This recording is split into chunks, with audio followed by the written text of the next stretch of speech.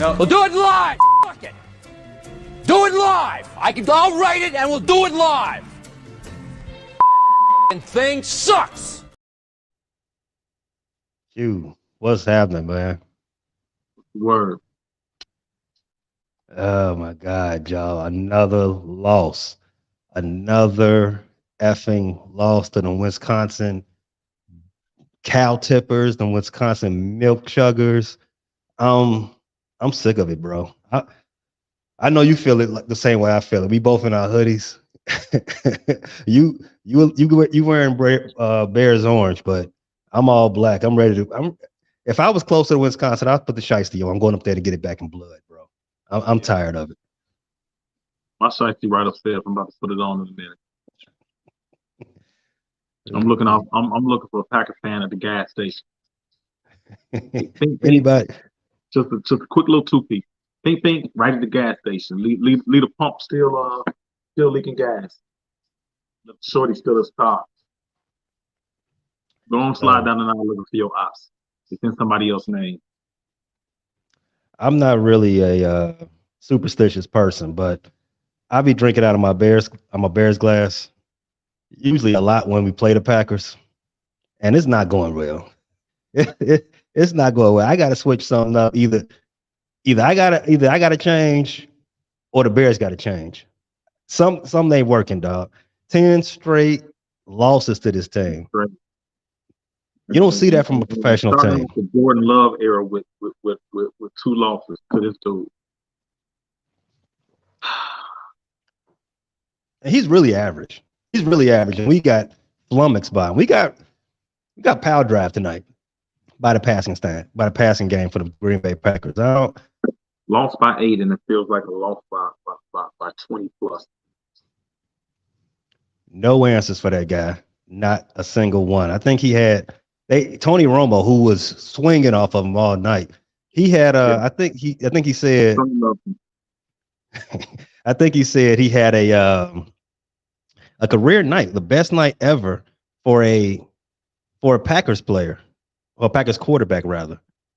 So if that's the case, we are in trouble. If we giving up them type of games to a guy that's we all feel is average. It's how you doing, T? It's terrible. We got a lot. What's up, T? What's up, T? Good evening. Good evening. Thank you for the support. Yeah, let's so obviously go after this game. We going right into the offseason. We're gonna have a lot to talk about. But before we even start about this game, I'm gonna just straight up ask you, how are you feeling about what the number one question going into this offseason? Justin Fields and the quarterback situation. I'm loyal to Justin. That's my dude. We're going through tough times though. I'm not gonna lie. So right now, I haven't jumped into the dating pool, but I got my swim trunks on. You know, I might just take a little swim just to see what's going on. You know, if I'm swimming out there and I like something, I don't know, but we 7-10. We 7-10, and right now I can't say Justin Fields has secured himself as a long-term answer. So I got to do my due diligence in the offseason, and I think that's only right, and that's what Poles has to do. You have to cross every T, dot every I. You got to evaluate every pass Justin Fields took from the beginning of the season to the end. You got to see where his growth is at. You got to project where his growth is going to be next year, because he has secured it. And as tough as it is to say, the Packers look like they have their long-term answer quarterback. We know next year Jordan Love's going to be on the center. I can't say with relative certainty that right now put Justin under center next year. I mean, Hill is an extremely talented kid. You know, I'm of the fan base that likes Justin a lot, but I'm also of the fan base that has to be unbiased, be realistic, and understand what we're doing in this game, how important a quarterback is. Not just having a good, capable quarterback. Justin is more than capable, but you got a chance to maybe pick a possible great quarterback. who does some unbelievable, unexplainable things, albeit at a collegiate level. But that's the only way we have to project. Yeah, we gonna have a lot of time to talk about the incoming quarterback class. We We're got gonna need it. we got a lot of months ahead of us because we ain't playing next week. So Foles is gonna we need will. it. Foles definitely needed. Evaluation time there, Brian Poles. So we won't do too much quarterback talking tonight, other than what we already have on the roster. That's that's Justin and including Nathan Peterman, who came in and handed the ball off one time tonight as well. Thank God he got it off the field expeditiously. That is not how I wanted my season in watching Nathan Peterman throw. Bro, if they had ruled Justin out for the rest of the game and Nathan had to finish the game, it'd have been the worst ending of a season ever. Ever. But for some reason, we always end the season with some weird quarterback situation. I remember in the 90s seeing Peter Tom Willis ending the season, to Moses Moreno, to you remember Matt Barkley a couple years ago, and seeing Jimmy Clausen. I mean, we've had some. Well, that might have been in the midseason when Jimmy Clausen failed to get to the 50-yard line against the Seahawks in the Legion of Boom. Do you remember that? Yes. This quarterback thing has to get solved, people. I can't take no more. I just can't. No more Trevor Simeons, Nathan Petermans. I don't want to see any of these guys again, except for the preseason. I don't even know if I want to see them in the preseason. I want to hear the names. All right. If you don't know by now, Bears lost their season finale game to the Green Bay Packers, 17-9. The Bears did not get into the end zone at all. Packers could have scored 4 different touchdowns, if not 5. Their own ineptitude held them only to 3. I mean, twice.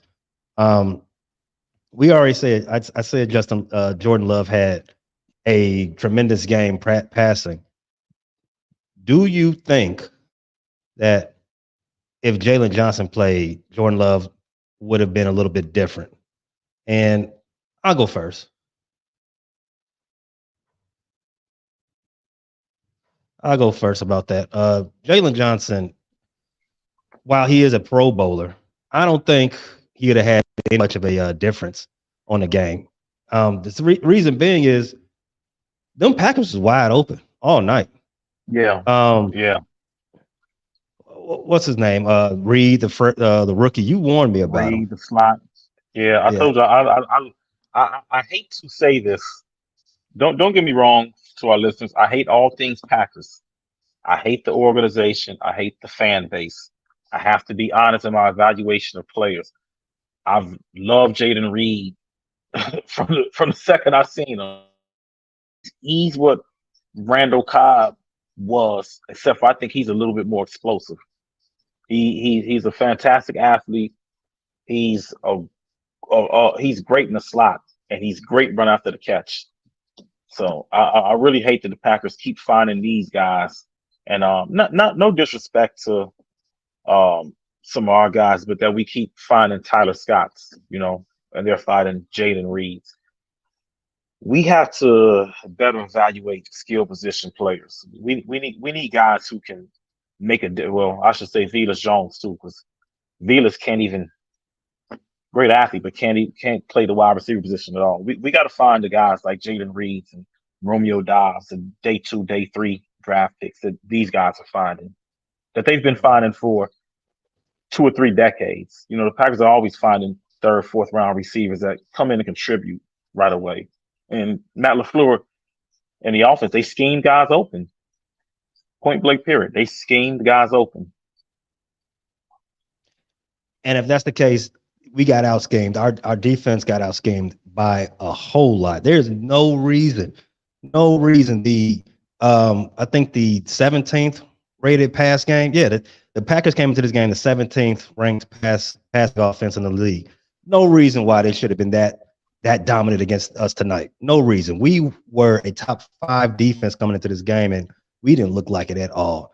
We got We couldn't We get got to pressure Jordan on one them. time. Yeah, Yeah. one time all night. And that was in their first drive. We got to him one time. We didn't touch him. We didn't sniff him. We not no more the rest of the night. That was embarrassing, an embarrassing effort from the secondary, from the pass rush.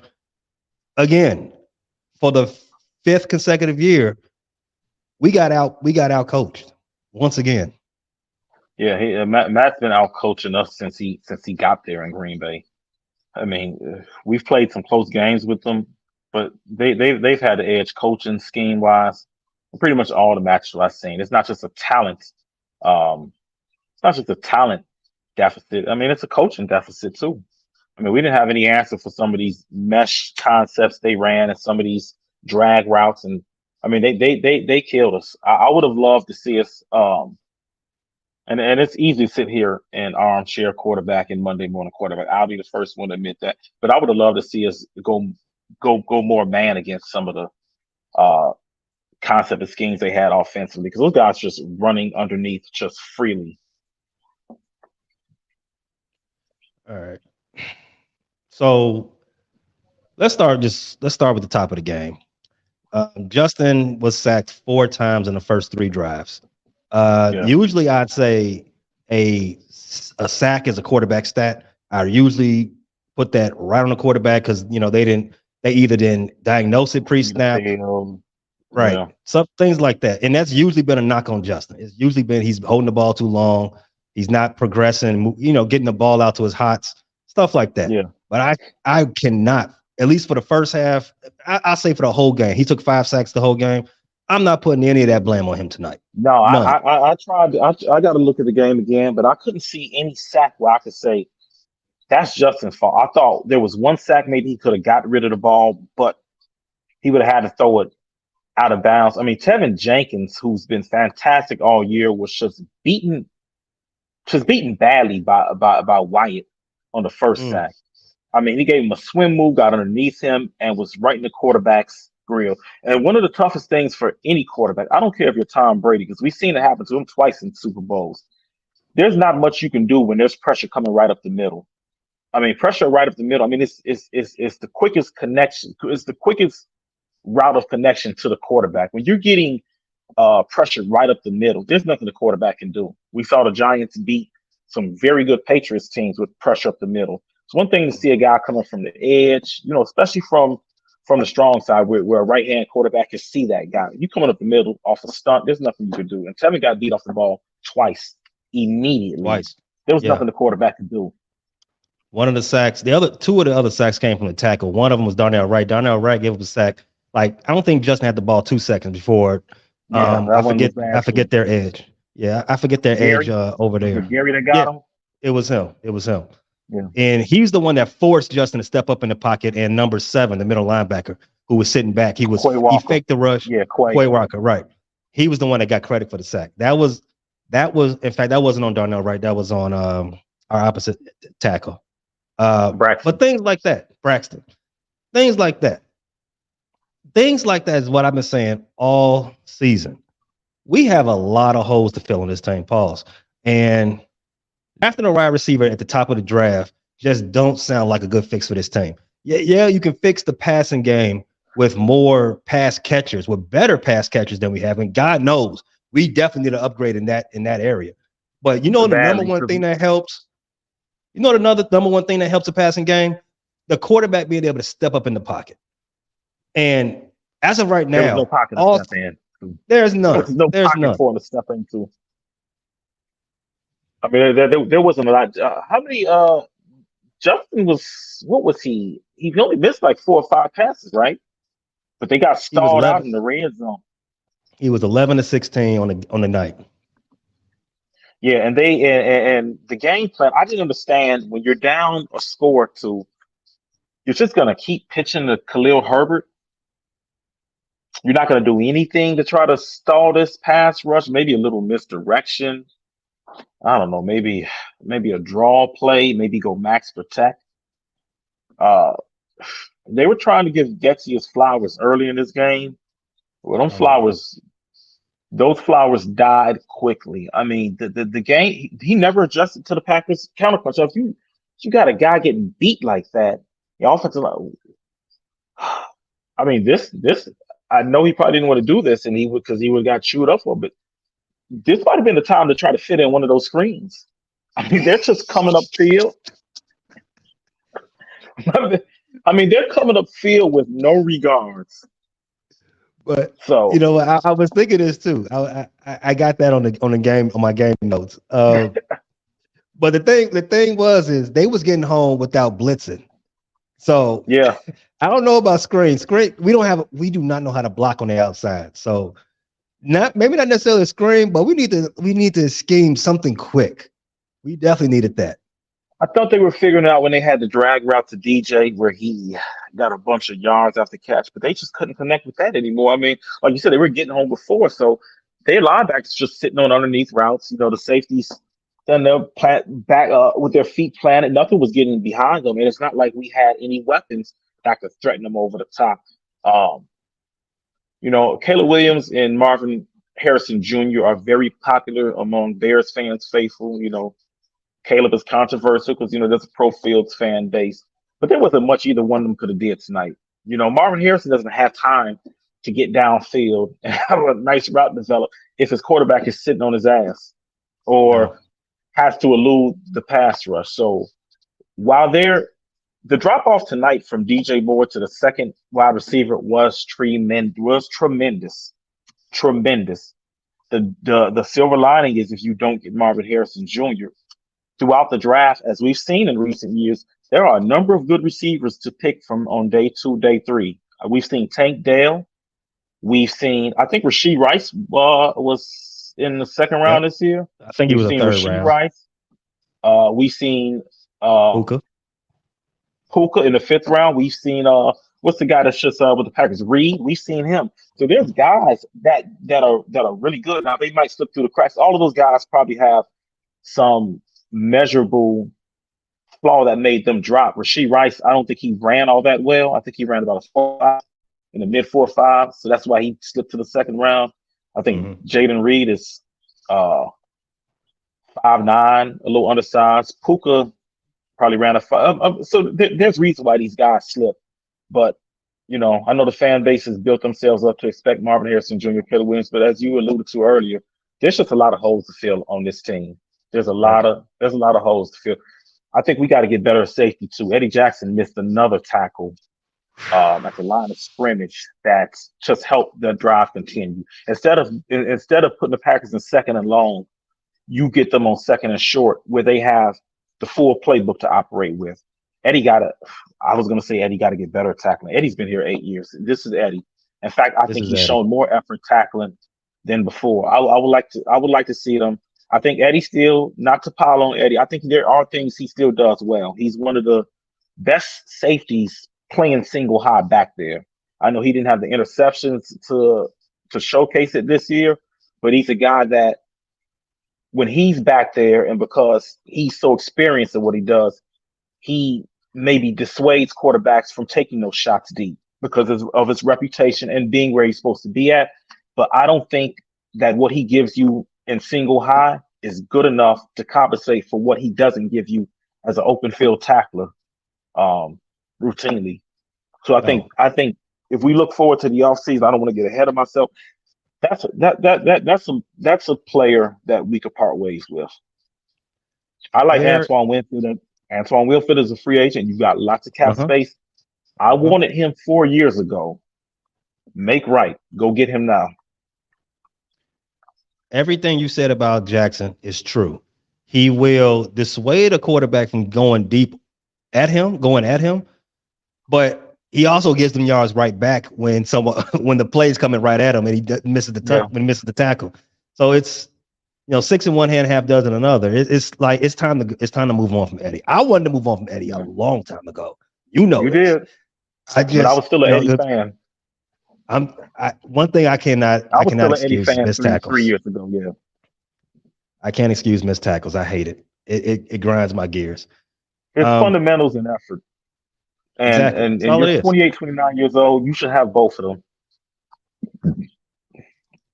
So elsewhere, from the Green Bay perspective, in the first half, Tyler, what are you drinking? What's in that cup? it's a margarita, a very tepid, I'm just looking. a very tepid Looking margarita. at the way you took that last swallow. Pause, and I can tell there was a little bit of sting behind it. That wasn't just regular juice or water. That wasn't no protein drink or no. No, no, I got to drown my That was a sorrows man. sometimes after these That Bears was a man games. washing away his sorrows. I don't even want to log with the social media because I'm sure there's a bunch of Packers fans going crazy on my page in sports groups. I got to change my profile page. I mean, this is just awful.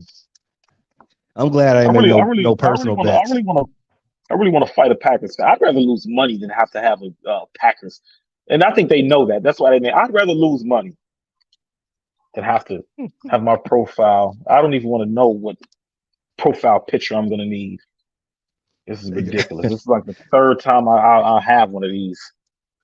And I need, you I need to waited I need to get a 30-day suspension so I can't use my page. Let me go violate Facebook community status. I can't I can't use my page. The thing Oh is, man. this is the worst time to have a social media bet where you got to use your profile picture, because now artificial intelligence was going to do you dirty. So they're going to That do you Facebook dirty. algorithm is going to reach everybody that was not reachable when I made some of my best social media posts. It's going to reach everybody. All right. So also in the first half, Green Bay, they was in the red zone on each one of their 3 possessions. They, like I said, they would have scored a touchdown each time. It's just their own ineptitude stopped them. They had the dropped touchdown pass in the second quarter, and then they missed the field goal, I think, on their first possession. And what was the other one? I think I'm missing it. It was Tariq Stevenson. Oh, Tariq Stevenson. He had it was driving down the field at the end of the first half. It was trying to set up for a game-winning, not a game-winning, but a end of half touchdown. Almost turned into an interception. We dropped that, but Tariq Stevenson, he made a terrific play along the sideline to like force the end of that first half. Let's talk about Tariq Stevenson a little bit. Gotten a lot better from the first time we seen him. Yes, Tremendous growth as a player. You famously, you was not a fan of his during the preseason, after the preseason, all of that. You said he was, if I can quote you correctly, he's the little guy in the bullpen getting stuck up with commissary. That's everybody. Everybody was coming for him. After him. Yes, they were going after him. They were.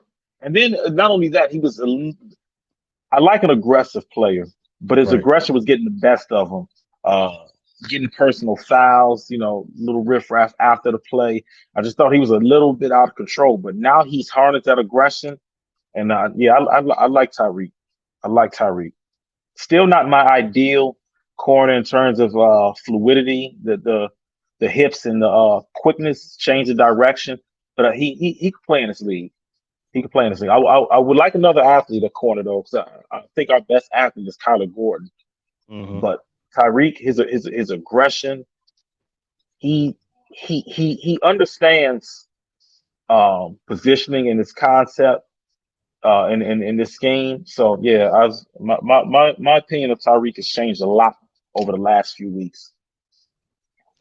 Okay, I mean, yeah, if there's any bright spot to take from this game, it's his play. He had that great play in the first half. He had our only turnover in the second half. His aggressiveness does it. In the end zone. He did. He was the only guy who was really aggressive during the game tonight. We had a lot of like pushing and shoving, after plays. That was like the only fight you saw the Bears give at any point in this game. But he was the only player who came to bring some action. He was the only one with the smoke and backing it up. Yeah, I would give them that. I would give him his flowers. I appreciate it, rookie. You earned your Bear stripes tonight. Next year. Definitely look forward to next year and your growth. So the Bears finished the first half with 7 plays for negative yards. I think Justin was I think he had 94 yards passing in the first half too. And he ended the game with about 116. So that tells you that it did not get any better. We went to the halftime down only 7-6. Down 7-6, and it felt like more. I can't even lie. They said that at the halftime show, and they were right. It seemed like if you weren't keeping score, if you were just looking at the yardage, and you would think the Packers were up 21-10 at the half or 21-6 at half.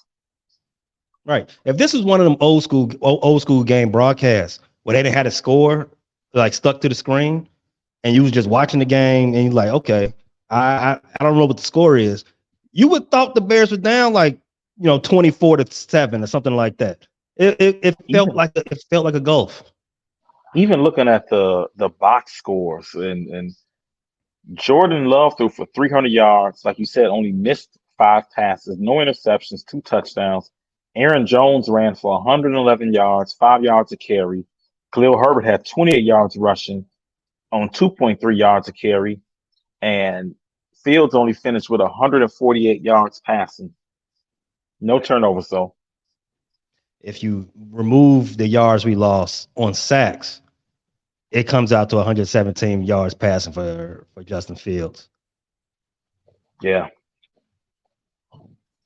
All right. So, like I said, we went into halftime down only 1 point. So let's take a quick break and let's get to the rest of this game. No, you ain't no punk. I keep hitting the wrong button.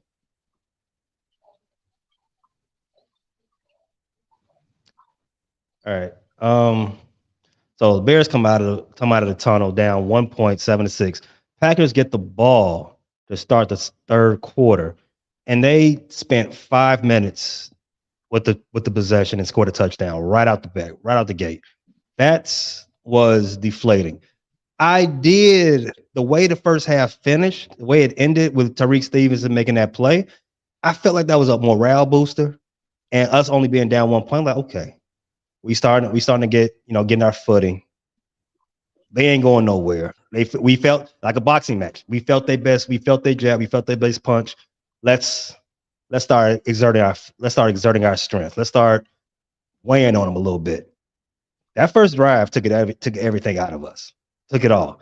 5 minutes. Every play was for positive yards. I think Jordan Love completed 3 passes, all of them for 10 plus. Easy. Chunk plays. Real easy. And you know what? It all goes back to the defense, man. It seemed like the Packers just had our number. And it seemed like that has been the case for 5 consecutive years. We did not scheme them correctly. You know I know. I know. I don't know what it is. We come out of the tunnel. We still ain't got an answer. We still don't know what's going on. We just flustered, confused. No one's near a Packer whatsoever. They're able to just catch and turn up field. And you see other teams in the division beat them every year, and I don't get it. The Vikings are going to Lambeau and beat them 30. If the Panthers can hang 30 on them, how can we not score a touchdown? Every time we see Green Bay's defense, it amazes me that they're ranked in the 20s. But when we get on the field with them, it's like we're seeing we're seeing the best version of Lovey's defense. It's like we're seeing the 05, 06 Bears, 2012, 2010 Bears. Every time we see them, you can't convince me that the Packers are a bottom 12 defense, because when we see them, they're far from that. I don't know what it is. At one point, I think they had our cadence, because they were just getting off the line of scrimmage way too fast. Way too fast. In fact, when they jumped off sides, I think that's because we switched the cadence or baited them. They have to know our cadence. I wouldn't be surprised if there was an Astro up there banging on trash cans or intercepting the calls from the headset. That's the only way I can explain it, because they're not that damn good. You talked about Jordan Love's average. That defense is below average. Right. Below. Oh man, it's crazy, man. They You got know, a you know couple what? good individuals. Who the hell is Wyatt? Who was that guy? Kenny Clark is Kenny Clark. Rashawn Gary is Rashawn Gary. I knew about Gary coming out of Michigan, but come on now, who are these guys making plays all over the place? I expect that out of Jerry Alexander, but the Packers have guys who've been mediocre to bums all year, and when they show up for Bears week, now they've invoked the spirit of Reggie White and Gilbert Brown and those guys, Clay Matthews. It's mind-boggling and frustrating. I know what the answer is. I know what the problem is, rather. They pull up with Lovey's defense. We pull up with Lovey's offense. That's what the issue is. We got off the bus running, and the bus did not go far today. Speaking of running, what happened to that? What happened to our running game? What was the best running team in the league coming into this game? We've been running against a bad everybody. run defense. Yes. What were the Packers ranked run defense? Why? Because teams have been running on them all year. You're not gonna want to hear this. You're not gonna want to hear it. They're ranked 28. 27. Yeah, I knew it was something in the 20s because every week I play fantasy football. If you see the Packers defense, start a running back if you got one. Hell, you might want to start the backup running back. People have been running on the Packers all year until now. We average 100. I'm waiting on my NFL home screen for Luke Getsy fired, and I don't see it, and I don't understand why. They gotta have the exit meeting first. That probably won't happen tonight. He doesn't need to be there. It should. The Bears came into this game again, the number 2 rushing attack in the league. We averaged close to 150 yards on the ground per game. We've been destroying teams on the ground. The Packers give up 131. It was tailor-made. I don't know what the problem is. And you know what? The other flip side of that, we got the best rush defense in the game. The best. And let me tell you something. Could not stop Aaron Jones. Aaron Jones had I almost cussed. I almost cussed on left. Aaron Jones had a MF and field day against us, man. It was embarrassing. Aaron Jones is as fragile and average as they come. He's 22 carries running the ball this year. Yes, because he's over the hill. He's washed, in my opinion. He should be in a committee because he's not a Bearcat next year. He won't even be a Packer next year. Neither would AJ Dillon, but that's beside the point. He'll be joining the Ravens backfield full of future injured running backs. I mean, the Ravens got to have about 10 running backs on that roster. 6 of them get hurt every year. Is Melvin Gordon back over there? He is. He was the one that fumbled all night last night. Melvin has been on like 3 fumbles last night. Oh, wow. I don't know how he's still in the league. Because the Ravens running backs keep getting hurt. That's why. Yeah. And wait till they activate what's my man played for the Vikings? I can't think of his name. Cook. Wait till they activate him. He's gonna get hurt too. Yeah. Aaron Jones gonna run for 2 yards to carry. Either or. Well, they both do the same thing. Aaron Jones had 22 carries for 111 yards. That's 5 yards a pop. It was every time. I don't even think they caught him in the backfield once at all tonight. I don't think so. He was just dragging guys. They got him once when we pinned them inside the 5. They Justin Jones shot the A gap, made Aaron Jones bounce out and Sweat tackle him for a loss of 3.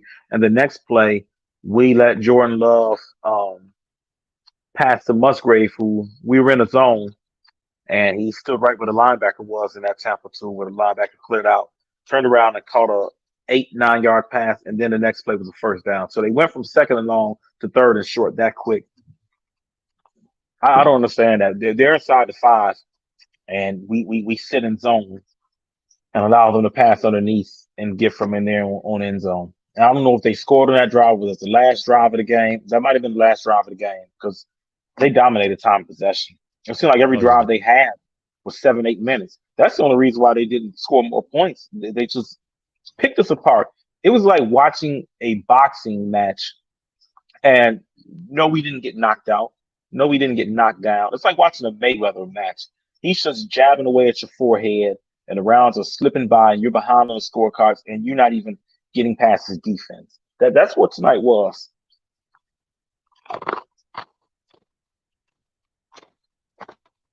It was again. And you know what? I've seen the Bears lose to the Packers so much. It's I've almost. seen blowouts. It's almost. I've seen close games. I've seen it all. It's almost numbing at this point. You know. But this game, I don't have any answers. It's the end of the season. We couldn't score a touchdown. It's like throw it all away, dog. We had all this momentum heading into this game, and it was as tepid as that drink I was drinking. It was as limp as that. It had no kick. I don't get it, man. We got a lot of questions. We got a lot of questions going into this offseason. And it's going. You know, they said reports are Eberflus is safe for another year. If that was the report from Poe's office, then he shouldn't be safe. I think everything has to be looked at going into the offseason, because you got to be able to beat the Packers. You got to. I mean, think about it this way: if you beat the Packers twice this year, you're going to the playoffs and not them. That's the difference between our season and their season. They beat us twice. We lost them twice. We won 7 games. They won 9. I'm a loss for words. I don't know. See, the thing with Eberflus, before this game, he had a lot of momentum going into like being able to running back next year. A lot of support. Like the team rallied behind him. The defense had growth. There was a legit reason to bring him back, and he didn't have to make the reason. The proof is right there on the field. Evidence is all laid out for you. Poe's he ain't got to say nothing to Poe's. Like, hey, bro, watch the games. That's it. Now, against your rival, last thing you should. Let me tell you. So when you're talking to somebody, especially in a job setting, the last thing you show them is the first thing they remember. And the last thing you showed Poe, who may or may not fire you tomorrow, was a very a lackluster showing. The team, you look like you was over your head, and you cannot be taken serious in this division or in the league, rather, if you're over your head against your rival. You play them twice a year, which is why Lovey emphasized beating them, along with the Vikings and Lions. The first thing you got to be able to do, the Bears did do a better job of this, was protect home field. I think they went 5-3 at home. Yeah, 2-7. You got to be able to. Okay, you got to be able to win home field. You got to win at home. Generally, I think you got to get 6 wins at home. You want to be a playoff team, you got to win 6 out of the 8 or 6 out of the 9 games at home. Start there. You got to defend home field. Then you got to win in the division. You got to be able to win 4 to 5 games in the division. If you want to win the division, get into the playoffs, you do those 2 things, you're probably a playoff team. Win 5 or 6 games at home, win 4 or 5 games in the division. Took care of home, did not take care of the division. 2-4 in the division. Last year you were 0-6 in the division. Like I said, he had a lot of things going in his favor. He broke that long division losing streak. He broke that long losing streak. We won back-to-back games for the first time, and who knows how long. But it's this game. It's always this game that escapes Bears coaches from everyone since Lovey. It's always this game. And this is the reason why you get fired. In the first game, and you look like you were outcoached in this game. Full circle. The first game you weren't prepared. The last game, this game you couldn't counterpunch. I thought they came out. The Bears always come out and do a good job in the first drive, but they couldn't counterpunch. Once the Packers kind of figured out what they were doing, they had no answer. There was no counterpunch.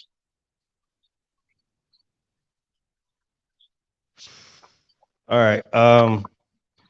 Okay, so we end this game with a shot to win in the fourth quarter. We had it. We had a chance to score that touchdown to bring it closer, and obviously we didn't. And then we couldn't get the ball back from the Packers whatsoever. Our defense fell flat on its face.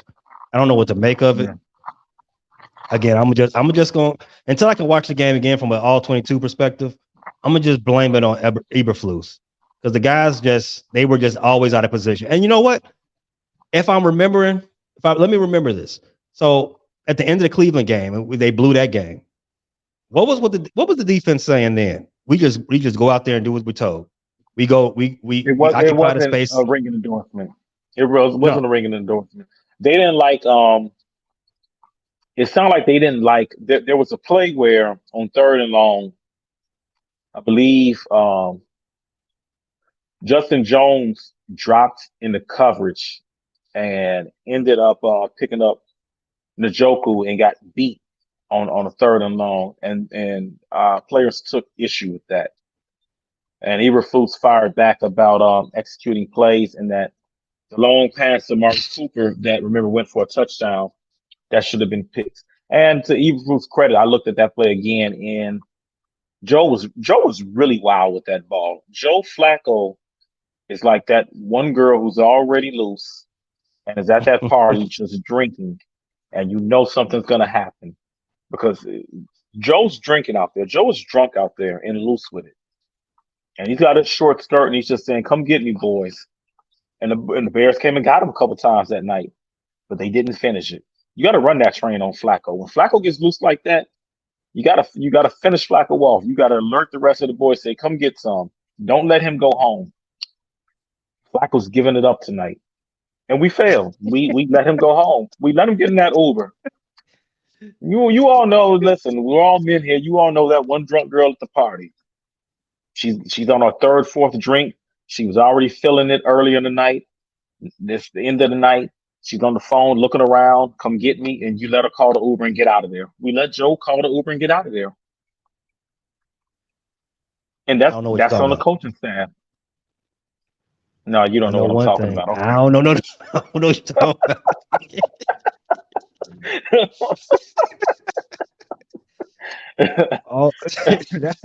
That would be all. That one all okay, you. I might have said too much. You're right. I might have said too much there. Okay. All right, man. So let's go ahead and start shutting this down. Bears lose again, 17-9. We not too. There's nothing to be surprised about. We just a little disappointed. We thought we was working with something. We thought it was cooking with gas.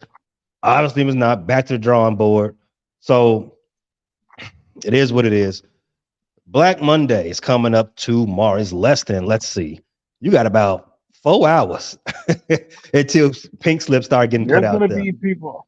Oh, shout out to episode 61. This is finally the Bill George episode, right? Right. Finally the Bill George episode. No recent number 61s because that number is retired. So you're not going to find a lot of number 61s in Bears history. We're going to do if anything happens with the Bears tomorrow or maybe early Tuesday, we're going to do an emergency episode for Black Monday. Fingers crossed. We got a new job opening for an offensive coordinator. Maybe a head coach. Maybe. And if we do part ways with Eberflus, thanks for the memories as there were far and few in between. But there's a couple of guys out there that I'm interested in. There's I enjoyed the last couple months of the season. Yeah, I enjoyed the last month of the season. The last 7 weeks were pretty cool. There's nothing memorable of this Eberflus era. Just a lot of frustration. You failed to properly develop another quarterback, and I think this quarterback actually has potential and some ability, but you failed to develop him. Also, we did.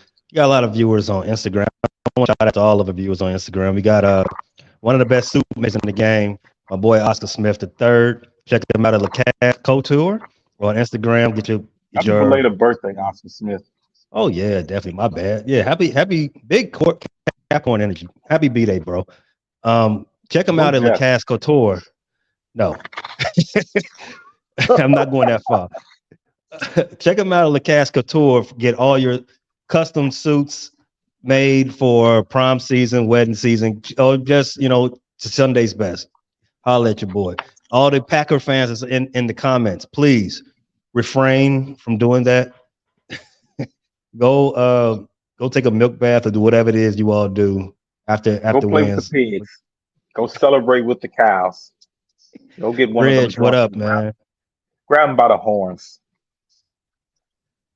That is a pause.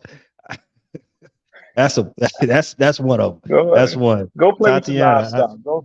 Go get nasty in that chicken coop tonight. Don't do what you Wisconsin natives do. Leave us alone. please leave us alone, man. We trying to heal right now. Tatiana, how you doing? We're healing. We're breathing. Ray, my boy Ray Bennett. He says accept that the Bears will always disappoint y'all. And I would not accept that at all, Ray. I'm not going to accept Ray, it. go If to the hell. Cowboys Go to hell, Ray. Go to hell, Ray. Nobody's even seen you. That's the Ray Bennett, I think. Nobody's even seen you since COVID. I didn't even know if you were still alive, and now you want to crawl back from the dead and with your go to hell, all of you viewers. I love the support, but you know what? You all can go to hell right now. My boy Ray. The Bears are not always going to disappoint, but if the Lakers can find a way to bully themselves into a championship, the Bears can do it too. Well, we just got to get our king. Can we get an in November tournament next year? I mean, we were pretty good in November, right? Give us a December tournament. Just like the Lakers. That would be a thought. That would be a thought. Can we get a regular season trophy? Yeah, a regular season trophy during the bye weeks. That we need that. We need that those good vibes, and then hopefully that can springboard us to something in the postseason. Positivity around here, Right. So, like I was saying, for all you naysayers out there, we did double our win total. Did your team double its win total from last year? Huh? We did more than double it. We did more than double. So unless you're the Texans or the Colts, we're trending in the right direction. We're a little frustrated right now, but we're trending in the right direction. We're going to have comprehensive season reviews on the three most important people on the field. That's a Justin pun. We're going to have a whole episode reviewing Eberflus's time with the Bears in this season, Getsy as well, and Justin as well. We're going to go right down through it. That's how we're going to do our next couple of weeks for the Bears as they start their off season. And like I said, we might have an emergency episode if anything happens on Black Monday. So, Q, you got anything else? Bear down and bear out. Bear out. We'll be back. You know we will. 2024. Yeah.